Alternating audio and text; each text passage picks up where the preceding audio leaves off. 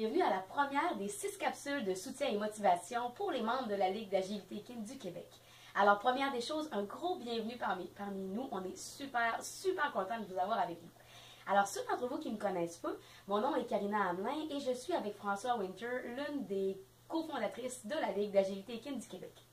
Alors, pour vous parler un petit peu de mon bagage en agilité, je devrais commencer par vous dire qu'on a commencé à faire de l'agilité, Coyote, François et moi, il y a 4 ans à la suite d'une blessure de Coyote.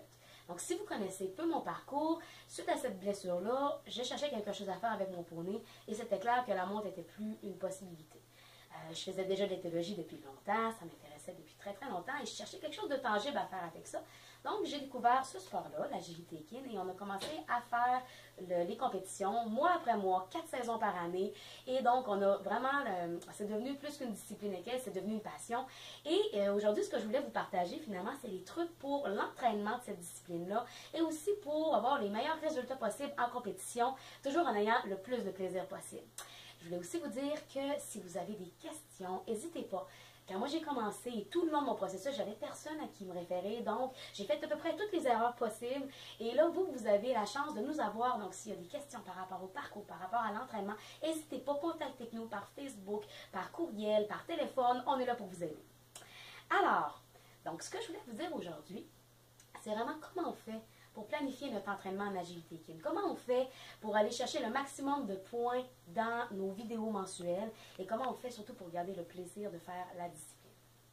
Donc, l'idée de l'agilité équine, c'est que c'est la porte d'entrée de la relation de vos rêves avec votre cheval. Parce que c'est pas juste la compétition, c'est pas juste d'aller faire traverser les obstacles, c'est pour pouvoir faire ça, il faut établir une connexion spéciale, une complicité spéciale avec le cheval qui va faire que, en ayant le choix de faire l'obstacle ou pas, ils choisissent par plaisir d'être en votre compagnie, de rester avec vous. Okay? Donc, ce qu'on va aller chercher, c'est comment on va planifier notre entraînement ludique.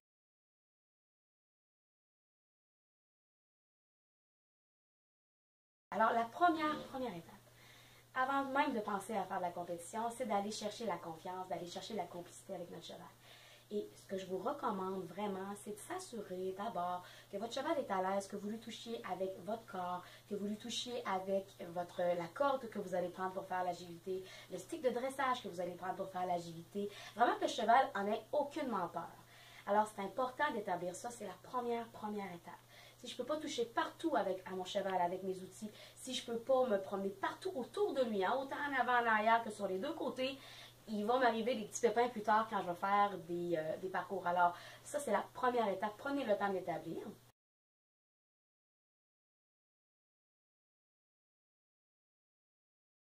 Une fois que ça, c'est établi, ce qui est très important, c'est d'établir la communication non verbale et verbale, si vous voulez, c'est un plus, avec votre cheval.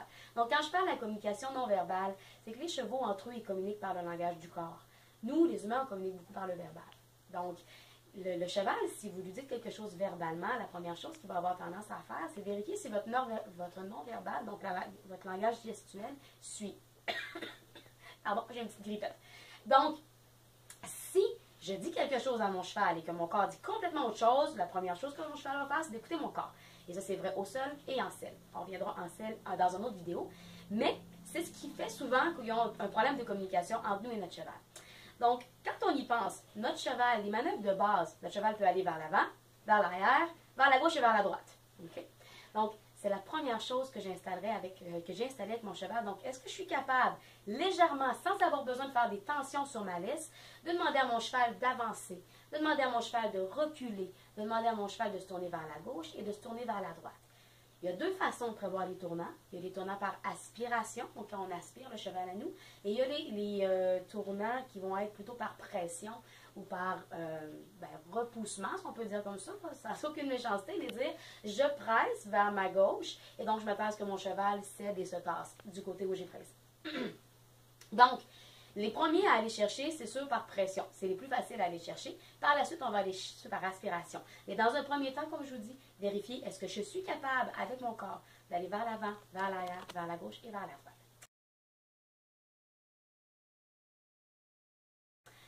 Une fois que ça, c'est mis, 3e étape, essayez d'isoler chacune des parties du cheval. Donc, Si on sépare le cheval mécaniquement en 3 grands blocs, il y a la tête, il y a les hanches et il y a les épaules. Je mets toujours les hanches en avant des épaules parce que les hanches sont beaucoup plus faciles à mobiliser que les épaules. Et si vous avez de la misère à faire bouger les épaules de votre cheval, commencez par faire bouger les hanches. La tête, elle peut aller vers la gauche, vers la droite, vers le haut et vers le bas. Les épaules peuvent aller vers la gauche, vers la droite. Les hanches peuvent aller vers la gauche et vers la droite. Alors, je m'amuserai avec mon cheval, et je me suis amusée, je m'amuse encore, avec mon cheval à vérifier, bon, si je mets une pression ou si j'aspire, est-ce que mon cheval va suivre le mouvement? Est-ce qu'il va descendre sa tête vers le bas ou est-ce que je suis capable de lui demander de la remonter ou d'aller vers la gauche, mais seulement la tête, ou vers la droite, seulement la tête? Et ensuite les hanches, et ensuite les épaules. Donc, est-ce que je suis capable de mobiliser chacun des blocs de mon cheval? Ça va être utile parce que plus on va aller chercher des mouvements complexes, plus vous allez avoir besoin de raccorder plusieurs parties de votre cheval ensemble. Et c'est là que vous allez être content d'avoir pris la peine d'établir ce langage de clair.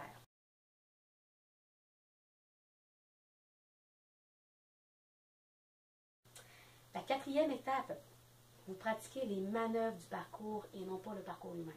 Ça, c'est hyper important. Parmi vous, j'ai sûrement des gens qui font de l'obstacle western, qui font du saut d'obstacle, qui font du dressage, qui font du trek. Donc, vous le savez, si je pratique toujours le parcours dans l'ordre, le cheval, très intelligent, il va se mettre à l'anticiper. Et donc, en agilité équine, ça ne fait pas exception.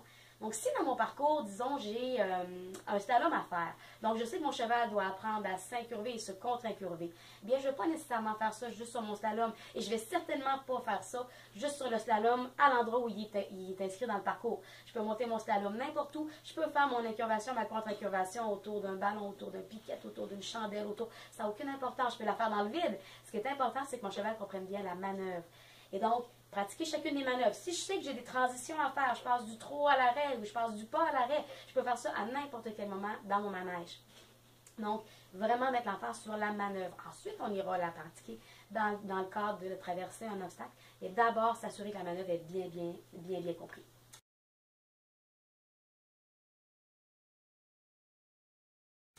Ensuite, les obstacles du parcours.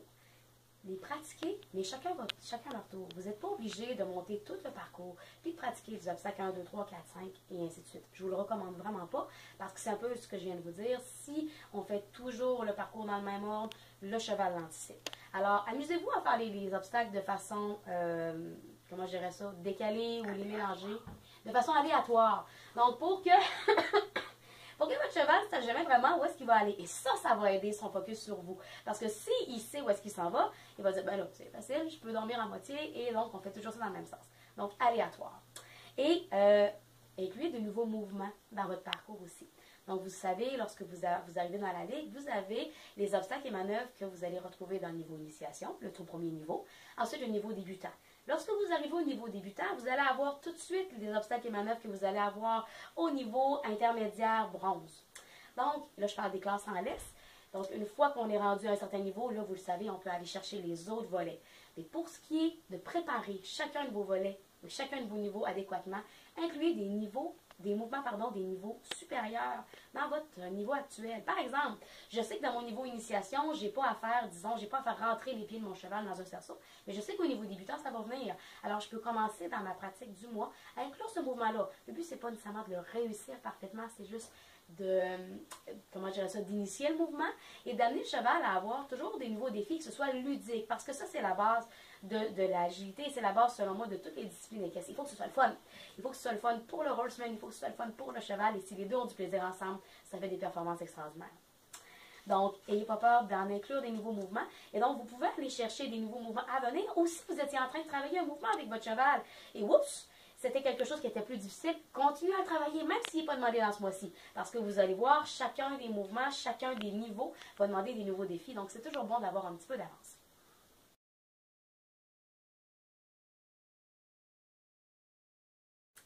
Autre chose hyper importante, et ça, c'est une chose qui fait que j'aime particulièrement l'agilité équine, et à ce temps-ci d'année, encore plus. Donc, l'hiver arrive, et l'hiver, c'est pas facile.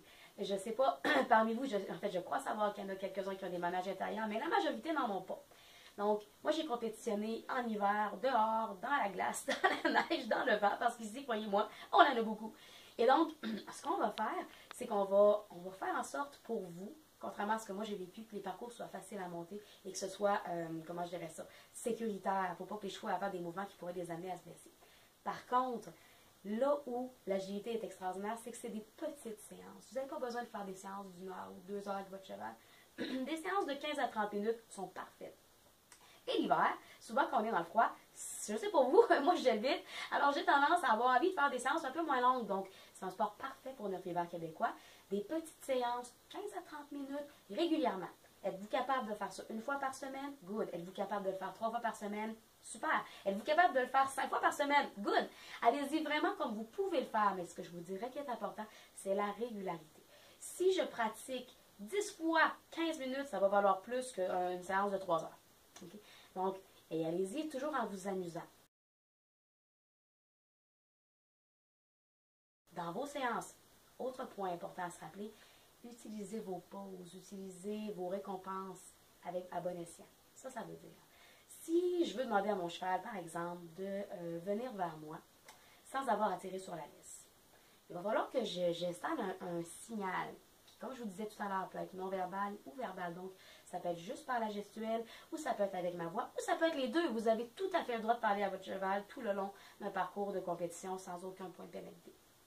Donc, je veux que mon cheval vienne et mon signal, c'est de reculer en aspirant avec ma main. Moi, c'est mon signal. Vous allez le voir dans les vidéos que je fais Coyote, ça arrive très souvent. C'est sûr que la première fois que je vais faire ça, peut-être que je vais devoir mettre une petite tension sur ma laisse. C'est possible. Okay? Mais dès que le cheval pense à venir, je vais relâcher la tension, je vais lui donner une pause, je vais aller le flatter, je vais lui donner un petit bonbon, dépendamment si vous savez que les bonbons ou pas. Mais ce qui est important, c'est qu'il y ait une pause et une récompense, que ce soit une gratouille, un bonbon, un moment pour qu'il puisse réorganiser ses pensées. Ça n'a pas d'importance, vous connaissez votre cheval, vous savez ce qui lui fait plaisir, mais utilisez le temps de pause. Donc, je reprends mon exemple, je veux que mon cheval vienne à moi, je recule et je l'aspire avec ma main. Si à chaque fois qu'il pense, je vois qu'il y a un léger mouvement, il n'a même pas fait un pas, mais il y a un léger mouvement pour venir vers l'avant, je pose, je prends une pause et je vais féliciter. Et ainsi de suite, si je fragmente ma difficulté au maximum, ça va devenir beaucoup plus accessible pour mon cheval. Il va dire, ah mon Dieu, dès que je fais un ébauche de bon mouvement, je suis récompensé. Et donc, il a envie d'en savoir plus. Il va avoir envie de vous en donner plus. Donc, faites des pauses souvent. Et une pause, ça peut être 2 secondes, ça peut être 10 secondes. C'est pas obligé d'être 5 minutes. Mais c'est simplement juste un moment pour dire, hey, that's good! Et on félicite. Et lui, il va dire, oh, cool, ça va bien. Maintenant, je voulais vous parler de la compétition. Donc, quand on fait les vidéos de compétition.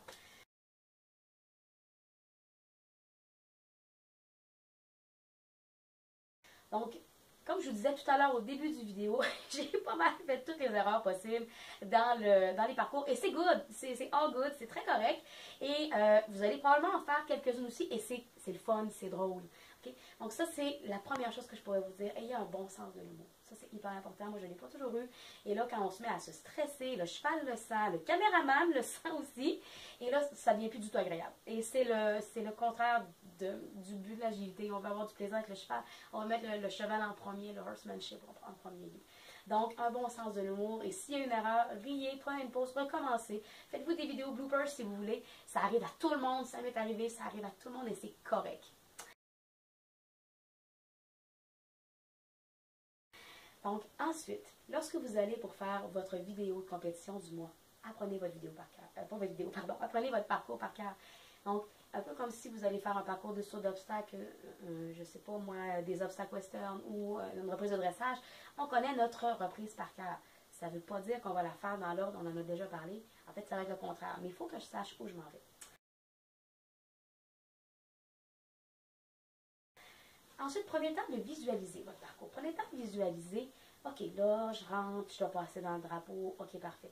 Là, je prépare. Oups, il faut que je tourne vers la gauche. OK, donc, à quelle distance je vais aller par rapport à ma toile pour avoir le temps de bien faire mon coin et de tourner. Alors ça, c'est toutes des choses à laquelle vous allez penser et qui vont vous aider.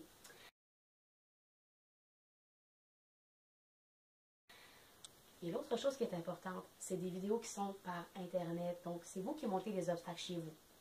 Vous avez tous reçu un guide d'obstacles détaillé. Dans ce guide-là, vous vous trouvez à avoir l'obstacle, comment il est construit, avec quel matériau et c'est quoi les distances entre chacun des cônes ou des pôles ou peu importe.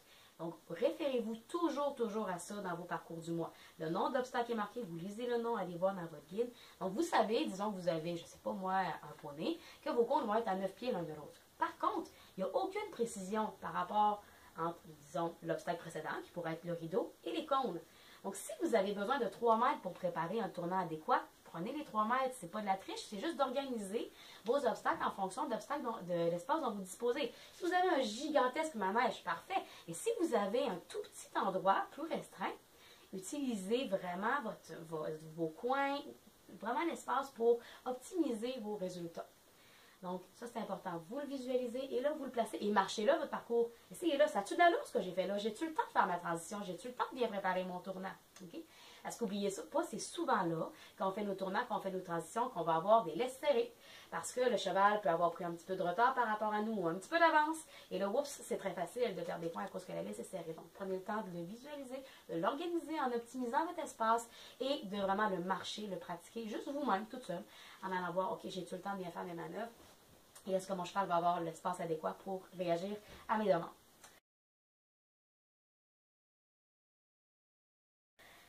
Aussi, lorsque vous êtes en train de filmer, là vous êtes en train de faire votre compétition, il faut que vous pensiez à l'obstacle qui s'en vient pendant que vous êtes en train de faire l'obstacle présent. Autrement dit, si dans mon parcours, je commence par le rideau et qu'ensuite j'ai une toile, pendant que je fais mon rideau, je suis déjà en train de prévoir dans mon non-verbal comment je vais demander à mon cheval d'accélérer ou de ralentir ou de se passer pour qu'on puisse accéder à la toile. Il faut vraiment que ce soit clair dans ma tête où je m'en vais. Parce que si entre chaque obstacle, j'ai un blanc, je suis comme, oups, je ne sais pas comment me préparer, là, c'est très dur de garder le focus du cheval parce que lui, il sent que moi, en tant que leader, je ne sais plus où je vais. Alors ça, c'est pas bon. Donc, il faut vraiment que je suis en train de faire mon rideau, parfait, je suis engagée dans l'obstacle, ça se passe bien, je suis déjà en train de prévoir mon prochain mouvement. Ça aussi, ça va vous sauver beaucoup comment je dirais ça, d'erreurs ou de mésaventures ou de perte de concentration surtout.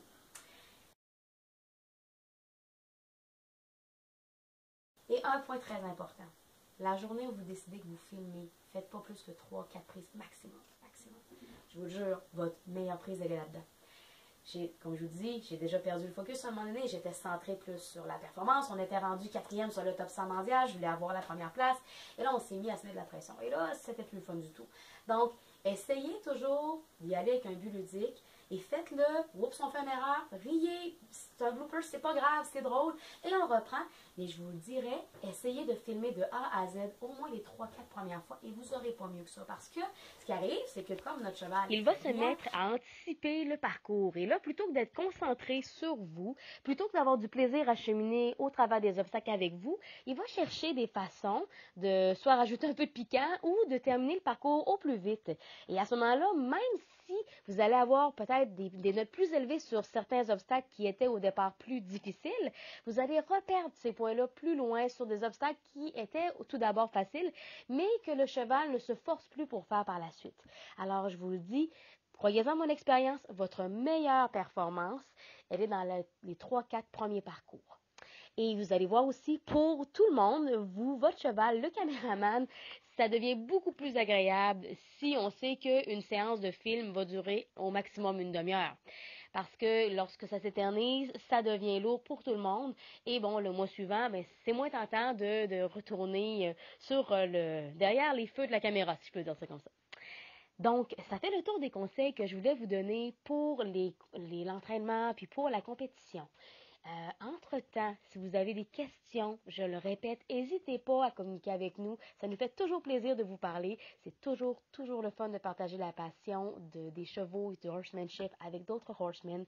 Donc, s'il y a quoi que ce soit qui n'est pas clair ou qui vous fait hésiter ou que vous aimeriez approfondir, contactez-nous, on est là pour ça.